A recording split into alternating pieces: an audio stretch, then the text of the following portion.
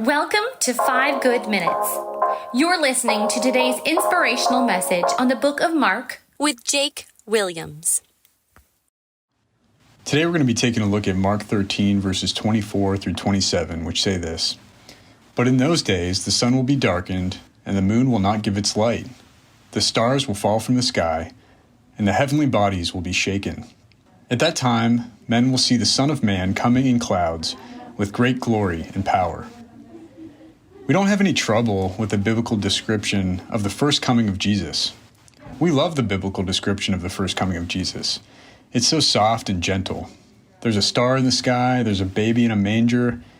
We have a lot of trouble with the biblical description of the second coming because it's exactly the opposite. Instead of a star in the sky, we have all these stars falling out of the sky. It's the opposite.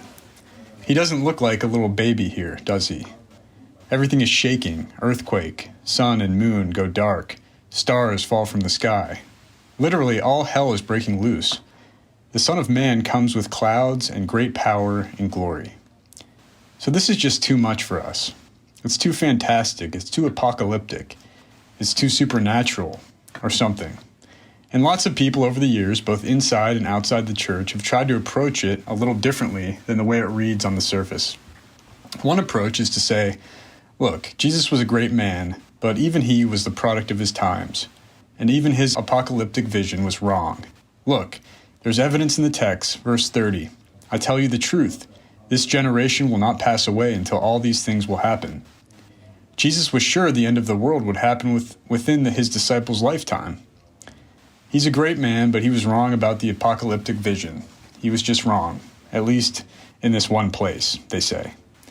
The second approach is to spiritualize it and just to say, well, we have to read this symbolically, not literally. So when Jesus says he will be coming back within a generation, or he'll be coming back to earth, it means his spirit and his teaching will come to them, and his teaching in the spirit will go forth with strength to strength. So we can spiritualize and we can symbolize. Both of those approaches are wrong. If you're reading the chapter in Greek, in the very first verses, the disciples say, "Master," or "Lord, when will these things be? When will the temple be brought down? When will the Romans attack? When will Jerusalem be destroyed? When will these things happen?" That's the Greek word that he used. In verse 30, Jesus looked back on all of his teaching, and he looks back to that question. He says, "I'll tell you when all these things will happen." He means the destruction of the temple. He says these things will happen within your lifetime, and they did happen. In AD 70, Titus, the Roman general, sacked Jerusalem and did all these things within 37 years of the time Jesus was speaking. So he wasn't wrong in verse 30. Look at verse 26. Jesus, almost knowing what we were going to do, says, "Everyone will see the Son of Man coming in the clouds in power and glory." And this is literal. This is historic. This is visible and it's personal. It's physical. The doctrine of the second coming is a crucial part of the teaching of Christianity. Not only as it is in our Apostles' Creed, which says he will come to judge the living and the dead, but it's mentioned 300 times in the New Testament.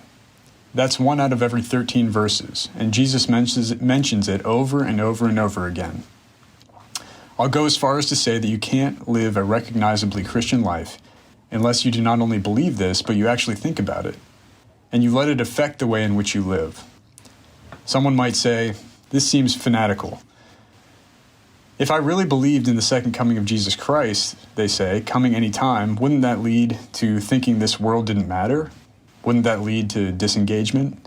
Wouldn't that make it just me waiting around to be taken away or snatched up? Wouldn't it make me think the world didn't matter?